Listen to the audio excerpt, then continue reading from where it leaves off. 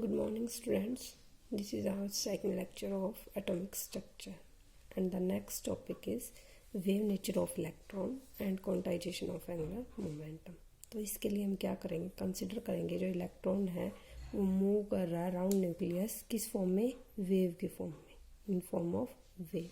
तो जो wave train होगा, जो ये वेव ट्रेन है, वेव का पाथ होगा, वो दो टाइप से हो सकता है, इन फेज भी, out of phase. In phase किसे बोला, इन फेज वो होता है जिसमें टू एंड्स होते हैं, वो मीट करते हैं इन सच अ वे कि क्रस्ट एंड ट्रफ की क्या मिले हमें, एक रेगुलर सीरीज, तो उसे बोलेंगे इन फेज। और क्या कहते हैं, stationary wave. Second is out of phase. Out of phase में क्या होंगे, जो टू एंड्स होते हैं, मान लेते हैं यहाँ से वेव हमारी स्टार्ट हुई तो लास्ट में कहाँ गई, ऐसे मिली, मीन्स जो टू एंड्स होते हैं do not form regular series of crust and trough. अगर ऐसे होता तो रेगुलर सीरीज बनती। अब क्या है, यहाँ पे एंड में क्या है, क्रस्ट, और स्टार्टिंग में भी क्या है, क्रस्ट, तो यहाँ पे क्या नहीं है, रेगुलर सीरीज। अगर फर्दर ये वेव चलेगी तो क्रस्ट के नीचे ट्रफ है, ट्रफ के ऊपर क्रस्ट है, तो ऐसे ये जो वेव होती है ये अपने आप को क्या कर देती है, डिस्ट्रॉय कर लेती है। इसे बोलते हैं out of phase, non stationery waves. तो हमारे पास कौन सी वाली वेव बची, एक ही बची, इन फेज वाली, जिसमें क्रस्ट और ट्रफ की क्या बन रही थी, रेगुलर सीरीज। तो इस वाले केस में हमने क्या देखा, जो सरकमफ्रेंस होगी इसकी, जो सरकमफ्रेंस आएगी इस सर्कुलर ऑर्बिट की, वो किसके इक्वल आएगी, इंटीग्रल मल्टीपल ऑफ लैम्डा। कैसे, देखो सबसे पहले वेवलेंथ। वेवलेंथ कैसे होती है हमारी, ये हमारी क्या होती है, वेवलेंथ, एक क्रस्ट एंड ट्रफ, या फिर हम किसे बोल देते हैं, दो कंजुगेटिव क्रस्ट के बीच का डिफरेंस, या फिर क्या हो जाएगा, दो कंजुगेटिव ट्रफ के बीच का डिफरेंस। ये हमारी क्या होती है, वेवलेंथ। तो यहाँ से यहाँ तक क्या है, एक लैम्डा, फिर यहाँ से यहाँ तक दो लैम्डा, ऐसे ऐसे मान लेते हैं हमारे पास कितनी वेवलेंथ आई है, एन। तो सरकमफ्रेंस किसके इक्वल हो जाएगी, एन लैम्डा की। तो क्या मिली, for wave motion in phase के लिए हमें सरकमफ्रेंस क्या मिली, एन लैम्डा। सरकमफ्रेंस क्या होती है, 2 πr equals to n lambda. According to de Broglie equation के अकॉर्डिंग लैम्डा क्या होती है, h/mv। तो यहाँ पे हम वैल्यू पुट कर देंगे किसकी, लैम्डा की, ऊपर वाली इक्वेशन में। तो 2 πr इक्वल टू NH/mv। अब mv को एक साइड में ले जाते हैं, r वाली साइड में 2 को नीचे ले आएंगे, तो mvr equal to NH/2 mvr क्या था हमारा, एंगुलर मोमेंटम, h/2 क्या है, कांस्टेंट, और n क्या हमारा, इंटीग्रल वैल्यू। तो एंगुलर मोमेंटम किसके इक्वल आ गया, इंटीग्रल मल्टीपल ऑफ h/2। इसका मतलब क्या है कि एंगुलर मोमेंटम क्या रहता है हमारा, क्वांटाइज्ड, ठीक है। और जो बच गया था वेव मोशन कौन सा, आउट ऑफ फेज, उसमें हमने बताया था कि दो एंड होते हैं, जो टू एंड्स वो ऐसे मीट करते हैं कि हमें क्या नहीं मिलती, एक रेगुलर सीरीज नहीं मिलती क्रस्ट एंड ट्रफ की। वो कैसे मिलते हैं एक दूसरे से, कि क्रस्ट ऑफ वन किसके ऊपर फॉल करता है, टफ ऑफ अदर। तो वेव ऐसे केस में कैसे इंटरफेयर करती है, डिस्ट्रक्टिवली, एंड वो एक दूसरे को क्या कर देंगे, कैंसिल, और डिस्ट्रॉय हो जाएगी। ओके, अब नेक्स्ट क्या हमारा, सिग्निफिकेंस, जो डी ब्रोगली रिलेशनशिप के है उसकी सिग्निफिकेंस। तो सिग्निफिकेंस का मतलब कि इस रिलेशन को से हम किसकी वैल्यू मेजर कर सकते हैं। अप्लाई करना और सिग्निफिकेंट दो अलग अलग चीज़ें। अप्लाई तो हम किसी के ऊपर भी कर सकते हैं, बट जिससे वो रिजल्ट मैच होते हैं हमारे एग्जैक्ट, जो हमने ऊपर जो भी दिया है उस रिलेशन से मैच होंगे, उसके लिए क्या जाएगी, वो सिग्निफिकेंट। तो जो डी ब्रोगली रिलेशनशिप है वो किसके लिए सिग्निफिकेंट होता है, ओनली फॉर माइक्रोस्कोपिक बॉडीज़। तो हम दोनों केस लेके चलेंगे, लार्जर बॉडीज़ भी और फिर माइक्रोस्कोपिक भी। तो स्टार्टिंग में लार्जर बॉडीज़ है, उसके लिए क्या हो जाएगा, de Broglie relationship. De Broglie relationship क्या था, lambda equal to h/mv। Larger bodies हैं तो उसका मास क्या होगा, लार्ज होगा। मास लार्ज है तो वेवलेंथ क्या आएगी, स्मॉल। वो वेवलेंथ इतनी स्मॉल होती है कि उसको हम किसी भी मेथड से मेज़र नहीं कर सकते, ठीक है। प्रैक्टिकली देयरफॉर प्रैक्टिकली क्या हो जाएगी, लार्जर बॉडीज़ की हम क्या बोल सकते हैं कि कोई भी वेवलेंथ नहीं है, ठीक है। क्या next, any material body in motion है वेवलेंथ। अब हमें पता है जितनी भी मटेरियलिस्टिक बॉडीज़ होती है मोशन में होंगी, ठीक है, मोशन में है उसके साथ क्या एसोसिएटेड होती है, वेव, तो उसकी क्या होती है, वेवलेंथ। बट वो वेवलेंथ होती है जो सिग्निफिकेंट होती है वो सिर्फ किसके लिए होती है, माइक्रोस्कोपी के लिए। सिग्निफिकेंट मीन्स मेजरेबल, सिर्फ किसके लिए होगी, माइक्रोस्कोपी के लिए, क्योंकि लार्जर बॉडीज़ के केस में जो वेवलेंथ आई थी वो बहुत ही स्मॉल थी जिसको हम किसी भी मेथड से मेजर नहीं कर सकते। ठीक है, अब इसके लिए उन्होंने एक एग्जांपल को लिया जिसमें हमने क्या लिया, एक माइक्रोस्कोपिक पार्टिकल लिया फॉर एग्जांपल इलेक्ट्रॉन, और सेकंड क्या लिया, लार्ज साइज ऑब्जेक्ट जैसे बॉल। तो फर्स्ट लेते हैं इलेक्ट्रॉन के लिए। तो मास ऑफ इलेक्ट्रॉन हमें पता है 9.1 10⁻³ kg वेलोसिटी है। लेट कर लेते हैं कि वो क्या है 10⁻6 मीटर पर सेकेंड। ठीक है, तो इस केस में जो वेवलेंथ निकाली हमने lambda by de Broglie relation, lambda equal to h/mv, value put कर दो, h प्लैंक्स कांस्टेंट है, m mass of electron, v velocity. जैसी वैल्यू पुट की हमने तो लैम्डा की वैल्यू क्या आई 7.2 मल्टीप्लाई बाई 10⁻⁻10 मीटर, जो वैल्यू क्या है मेजरेबल है। ठीक है, मेजरेबल है या नहीं हम कंपेयर करने के बाद बताएंगे। चलो सेकंड चलते हैं बॉल के ऊपर। तो बॉल है, इसका मास कितना लिया 10 ग्राम, वेलोसिटी हमने सेम रख ली जो उधर ली थी इलेक्ट्रॉन की, तो वो ले ली हमने 10⁻6 मीटर पर सेकेंड। तो लैम्डा जो वैल्यू आई वो कितनी आई 6.6 मल्टीप्लाई बाय 10⁻⁻8 मीटर। 10⁻⁸ मीटर है बॉल के लिए वेवलेंथ, और इलेक्ट्रॉन के लिए वेवलेंथ आई 10⁻10 मीटर। अब इन दोनों में कौन सी स्मॉल वैल्यू है 10⁻38, जो क्या है वेरी वेरी स्मॉल, जिसको मेजर नहीं कर सकते। ये वैल्यू क्या होती है मेजरेबल। तो हम क्या बोल सकते हैं कि जो डी ब्रोगली रिलेशनशिप है वो किसके लिए एप्लीकेबल है, किसके लिए सिग्निफिकेंट है, वो सिर्फ माइक्रोस्कोपिक पार्टिकल्स के लिए क्या है सिग्निफिकेंट है। जो लार्ज साइज ऑब्जेक्ट्स हैं उसके लिए ये सिग्निफिकेंट नहीं है। एप्लीकेबल दोनों के लिए, lambda equal to h/mv, lambda equal to h/, but significance किसकी होती है डी ब्रोगली रिलेशनशिप की, सिर्फ माइक्रोस्कोपिक बॉडीज के लिए। Therefore D Broglie relationship.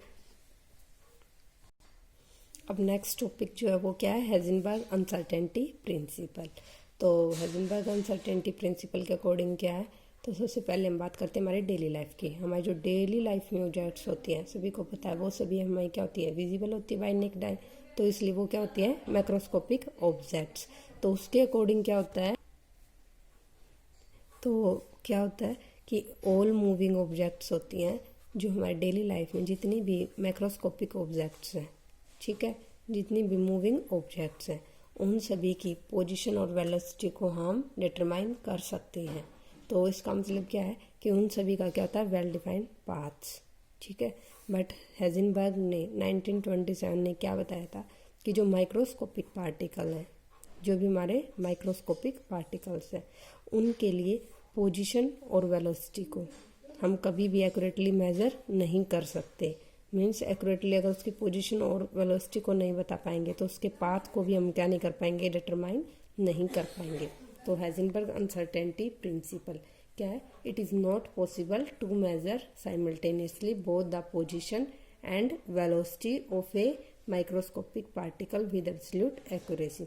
Means कि जो माइक्रोस्कोपिक पार्टिकल्स के लिए जो पोजीशन और वेलोसिटी की वैल्यू है उसको हम साइमल्टेनियसली एंड एक्यूरेटली मेज़र नहीं कर सकते। ठीक है, मैथमेटिकली कैसे रिप्रेजेंट करते हैं हेज़नबर्ग अनसर्टेनिटी प्रिंसिपल को, delta x into delta p greater than equals to h/4π। h क्या है प्लैंक्स कॉन्स्टेंट, 4 भी क्या है कॉन्स्टेंट, पाई की वैल्यू भी क्या होती है 3.14 कॉन्स्टेंट, तो ये वैल्यू क्या आ जाती है ओवरऑल कॉन्स्टेंट। ठीक है, और डेल्टा एक्स क्या होता है uncertainty in position, delta p क्या होता है अनसर्टेनिटी इन मोमेंटम। ठीक है, तो जो ये delta x into delta p constant है इसका मतलब क्या है, इधर आओ, delta x into delta p equals to constant. Constant का वैल्यू क्या है, मतलब इन दोनों की प्रोडक्ट क्या आएगी कॉन्स्टेंट। अगर एक वैल्यू स्मॉल है तो दूसरी क्या आएगी लार्ज आएगी। फॉर एग्जांपल लेट कर लेते हैं, हमने ये वैल्यू कितनी लिया है 2, ये देखो ये कॉन्स्टेंट है, इसको हमने स्टार्टिंग मान लिया ये 10 है, तो इसकी वैल्यू अगर हमने 2 ली तो इसकी ऑटोमेटिकली कितनी लेनी पड़ेगी 5। 2 इंटू 5 क्या होता है 10। ठीक है, मीन्स एक की वैल्यू स्मॉल है तो दूसरी की वैल्यू क्या आई लार्ज। वैसे ही अगर सेकंड केस लो, अगर ये 10 था हमारा कॉन्स्टेंट, अगर अब की बार मैंने डेल्टा एक्स को क्या ले लिया 10, तो डेल्टा पी क्या लेना पड़ेगा 1। मीन्स अगर डेल्टा एक्स लार्ज है तो डेल्टा पी क्या आएगी कम आएगी। ये क्यों बता रहे हैं यहाँ देखो, तो डेल्टा एक्स क्या था, अनसर्टेनिटी इन पोजीशन, कि पोजीशन हम एग्जैक्ट नहीं बता सकते। वैसे ही डेल्टा पी है अनसर्टेनिटी इन मोमेंटम, मोमेंटम को भी एग्जैक्टली हम डिटरमाइन नहीं कर सकते। वैसे तो कर सकते हैं बट सेम टाइम पे दोनों को एक्यूरेटली मेजर नहीं कर सकते। कैसे, अगर डेल्टा एक्स हमारा क्या है, स्मॉल, ठीक है, जैसे कि वाला केस ले लिया, डेल्टा एक्स क्या है, स्मॉल, मीन्स पोजीशन को हम delta x uncertainty in position क्या है, कम, तो इसका मतलब पोजीशन को हम क्या कर पा रहे हैं, एक्यूरेटली मेजर कर पा रहे हैं। ठीक है, बट अगर डेल्टा एक्स स्मॉल लिया है तो डेल्टा पी क्या आएगा, लार्ज। तो इफ डेल्टा एक्स स्मॉल है then delta p would be large. Large है means larger uncertainty in momentum. तो उस टाइम पे जब हम पोजीशन को एग्जैक्टली डिटरमाइन कर पा रहे हैं, मोमेंटम में अनसर्टेनिटी क्या होगी, ज़्यादा, उसको हम एग्जैक्टली डिटरमाइन नहीं कर सकते। तो यही क्या हमारा हाइजेनबर्ग अनसर्टेनिटी प्रिंसिपल किसके लिए होता है, माइक्रोस्कोपिक पार्टिकल के लिए। ठीक है, इसके अकॉर्डिंग क्या हुआ, हम एक टाइम पे सिर्फ एक चीज़ को ही एग्जैक्टली डिटरमाइन कर सकते हैं। अगर पोजीशन को एग्जैक्टली डिटरमाइन करेंगे तो मोमेंटम में क्या आएगी, अनसर्टेनिटी। अगर मोमेंटम को एग्जैक्टली डिटरमाइन करेंगे तो पोजीशन में क्या आएगी, uncertainty. If position of particle is measured accurately then there will be more error in measurement of momentum and vice versa. अब नेक्स्ट क्या है, फिजिकल कंसेप्ट करते किसका, अनसर्टेनिटी प्रिंसिपल का। तो जो हमने अभी पीछे किया है, अनसर्टेनिटी प्रिंसिपल का जो मैथमेटिकल रिप्रेजेंटेशन होती है वो क्या थी, delta x into delta p equals to constant. Delta x क्या थी, uncertainty in position, delta p uncertainty in momentum. अगर पोजीशन में अगर पोजीशन को एक्यूरेटली मेजर करेंगे तो क्या होगी, there would be large uncertainty in momentum, पीछे डिस्कस कर चुके। नेक्स्ट अब हम जो कर रहे हैं वो क्या है, physical concept of uncertainty principal. तो फिजिकल कंसेप्ट मीन्स फिजिकली हम देखेंगे कि अनसर्टेनिटी प्रिंसिपल कैसे यहाँ पे वैलिड है। तो उसके लिए हमें क्या होनी चाहिए, अब हमें अनसर्टेनिटी प्रिंसिपल, तो फिजिकल कंसेप्ट में हम क्या देखेंगे, अगर हम पोजीशन को डिटरमाइन करने की कोशिश करेंगे तो वहाँ पे मोमेंटम में क्या मिला, हमें एरर। तो उसके लिए हमें क्या होनी चाहिए, पोजीशन डिटरमाइन करनी है इलेक्ट्रॉन की। ये हमारा इलेक्ट्रॉन है, ये इसका ओरिजिनल पाथ है इलेक्ट्रॉन का, जो वो मूव कर रहा है, ऐसे जा रहा है। ठीक है, तो हमें क्या है, अब इसकी पोजीशन को डिटरमाइन करनी है। तो पोजीशन डिटरमाइन करने के लिए हमें क्या होना चाहिए, विजिबल। और विजिबल होने के लिए हम क्या करेंगे, एक इंसिडेंट लाइट फोटोन इसके ऊपर फॉल करेंगे।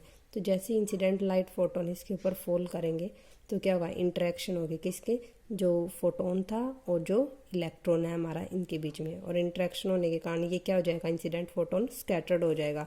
और जो ये रिफ्लेक्टेड रे है ये कहाँ एंटर करेगी, हमारी आइज़ में, जो हम कहाँ से देख रहे हैं, माइक्रोस्कोप से।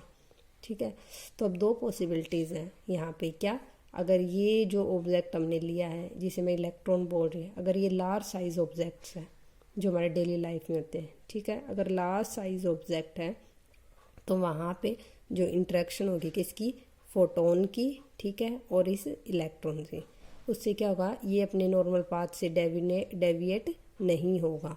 अगर एक्सपेक्टेड पाथ देखो, ये था इसका ओरिजिनल पाथ और एक्सपेक्टेड भी क्या था, ये वाला।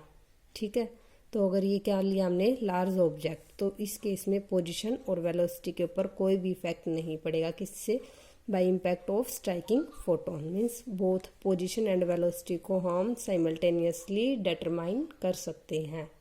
ठीक है, अगर ये ऑब्जेक्ट जो हमने लिया है ये क्या होता है, microscopic object, electron, proton, atom, ion, molecule, कुछ भी मान लेते हैं, हमने क्या लिया, इलेक्ट्रॉन लिखा है, ओरिजिनल पाथ ऑफ इलेक्ट्रॉन। अगर ये माइक्रोस्कोपिक ऑब्जेक्ट लिया हमने तो जो इंटरेक्शन होगी किसकी, इंसिडेंट फोटोन की और किसकी, इलेक्ट्रॉन की, उस इंटरेक्शन से क्या हो जाएगी, अब ये स्मॉल साइज का है, ठीक है, इसके ऊपर जैसे ही फुल स्पीड में आके फोटोन स्ट्राइक करेगा, ठीक है, तो उस इंटरेक्शन से ये अपने नॉर्मल पाथ से क्या हो जाएगा, डिस्प्लेस हो जाएगा। अब ये इस पाथ में जाने लग गया तो appreciable displacement from its normal path. तो क्या बोलेंगे कि कंसिडरेबल चेंज आ गया है in its path and velocity. हमने इसकी पोजीशन को डिटरमाइन करने के लिए फोटोन डालना था, बट ये अपने नॉर्मल पाथ से ही क्या हो गया, डेविएट हो गया। तो हमने इसकी पोजीशन डिटरमाइन करने की कोशिश की, तो जिससे किस में चेंज आ गया, इसके पाथ एंड वेलोसिटी में। ठीक है, किस कारण, due to impact of single photon use to observe it. इसका मतलब क्या है कि अगर हम इसकी पोजीशन को डिटरमाइन करने की कोशिश करेंगे तो इसकी वेलोसिटी में चेंज आ गया, जिससे किस में चेंज आ जाएगा, मोमेंटम में। मीन्स सेम टाइम पे हम पोजीशन और वेलोसिटी को डिटरमाइन नहीं कर सकते for microscopic objects. Means it is not possible to determine simultaneously the exact position and momentum of a microscopic object. ठीक है, ये हमारा क्या है, physical concept of uncertainty principle. Next is significance. जैसे हमने अभी पीछे डी ब्रोगली रिलेशनशिप की सिग्निफिकेंस की थी, वैसे ही इसकी भी सिग्निफिकेंस। तो सिग्निफिकेंस मीन्स ये किसके ऊपर अप्लाई कर सकते हैं इस कंसेप्ट को, हाइजेनबर्ग अनसर्टेनिटी प्रिंसिपल कि एक टाइम पे हम दोनों चीज़ों को, पोजीशन और मोमेंटम को एक्यूरेटली एंड साइमल्टेनियसली मेजर नहीं कर सकते। तो ये किसके लिए सिग्निफिकेंट है, ये किसके, सिर्फ माइक्रोस्कोपिक ऑब्जेक्ट्स। ठीक है, लार्ज साइज ऑब्जेक्ट्स के लिए एप्लीकेबल नहीं है, क्योंकि हमारे जो डेली लाइफ में होती है ऑब्जेक्ट्स, वो सभी क्या होती हैं, लार्ज साइज ऑब्जेक्ट, जो क्या होती है नेक्ड आई से विजिबल हो सकती है। उनके ऊपर इंसिडेंट फोटोन का कोई भी इफेक्ट नहीं पड़ता। मीन्स जो वो अपने नॉर्मल पाथ में मूव कर रही थी वो उसी पाथ को फॉलो करती है। वहाँ पे इंटरेक्शन हुआ है जो फोटोन का उस लार्ज साइज ऑब्जेक्ट्स के साथ, उससे वो अपने नॉर्मल पाथ से डेविएट नहीं होती। तो हम सेम टाइम पे उसकी पोजीशन भी बता सकते हैं और मोमेंटम भी निकाल सकते हैं। तो हाइजेनबर्ग अनसर्टेनिटी प्रिंसिपल है, उसकी हमारी डेली लाइफ में कोई भी सिग्निफिकेंस नहीं है। अब नेक्स्ट क्या है कि why electron can not exist in the nucleus. अब ये एक्सप्लेन करेंगे कि इलेक्ट्रॉन होता है, हमें पता है कि वो कहाँ होता है, न्यूक्लियस के आउटसाइड। तो कि वो इलेक्ट्रॉन है न्यूक्लियस के अंदर क्यों नहीं रहता, ठीक है, अब उसका प्रूफ है। तो इसको हम किससे एक्सप्लेन करेंगे, हाइजेनबर्ग अनसर्टेनिटी प्रिंसिपल से। अब हमें ये पता है कि रेडियस ऑफ एटम कितनी होती है, 10⁻⁻15 मीटर। तो इसको प्रूव करने के लिए हम कैसे प्रूव करते हैं, कॉन्ट्राडिक्शन थ्योरम से। मीन्स हम इसमें एज्यूम कर लेंगे कि जो इलेक्ट्रॉन है वो कहाँ एग्जिस्ट करता है, विद इन न्यूक्लियस। ठीक है, न्यूक्लियस के अंदर कंसिडर करने के बाद लास्ट में जो रिजल्ट आएगा उसे हम क्या प्रूव कर देंगे, रॉन्ग, कि हमने जो एजम्पशन ली थी वो क्या है, रॉन्ग है। तो इसका मतलब क्या है कि इलेक्ट्रॉन कहाँ एग्जिस्ट करता है, आउटसाइड द न्यूक्लियस। ठीक है, तो फर्स्ट एजम्पशन इसमें हम क्या लेके चलेंगे, कॉन्ट्राडिक्शन थ्योरम से प्रूव करेंगे कि let electron exist in the nucleus. तो अगर इलेक्ट्रॉन हमारा कहाँ एग्जिस्ट करता है, ये न्यूक्लियस है, ठीक है, जिसकी रेडियाई कितनी होती है, 10⁻⁻15। ठीक है, रेडियाई नहीं होती, ये डायमीटर है। तो ये कितनी है, 10⁻⁻15 मीटर। तो अनसर्टेनिटी इन पोजीशन भी कितनी आएगी, मैक्सिमम अनसर्टेनिटी इन पोजीशन तो यही आएगी जो ये थी 10⁻⁻15। तो अनसर्टेनिटी इन पोजीशन क्या आ गई हमारी, 10⁻⁻15 मीटर। तो हाइजेनबर्ग अनसर्टेनिटी प्रिंसिपल के अकॉर्डिंग क्या था, delta x into delta p must be greater than equals to h/4π। तो इनकी वैल्यूज पुट कर दो। डेल्टा पी क्या होता है, मोमेंटम क्या होता है, p equal to m v. तो डेल्टा पी क्या होता है, m इंटू डेल्टा वी। तो delta x into m delta v greater than equals to h/4π। तो डेल्टा वी की जो वैल्यू आ गई वो क्या गई, h/4π m डेल्टा एक्स। अब यहाँ पे वैल्यूज पुट कर देंगे। मास ऑफ इलेक्ट्रॉन है जो क्या होता है 9.1 10⁻⁻31 kg। डेल्टा एक्स हमारी अनसर्टेनिटी इन पोजीशन वो कितना है, 10⁻⁻15 मीटर। इनकी वैल्यू पुट की, on putting these values we get delta v की वैल्यू जो हमें मिली वो क्या मिली, 5.7 इंटू 10⁻10 मीटर पर सेकेंड। अब हमें पता है speed of light maximum speed होती है, ठीक है, यूनिवर्स में। तो सी क्या होती है, 3 इंटू 10⁸ मीटर पर सेकेंड। इससे ज़्यादा कोई भी स्पीड पॉसिबल नहीं है।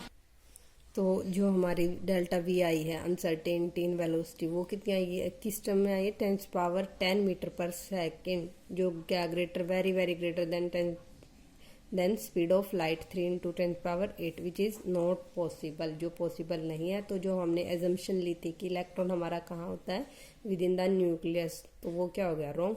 इसलिए हम क्या कह सकते हैं, electron can not be found with in the nucleus.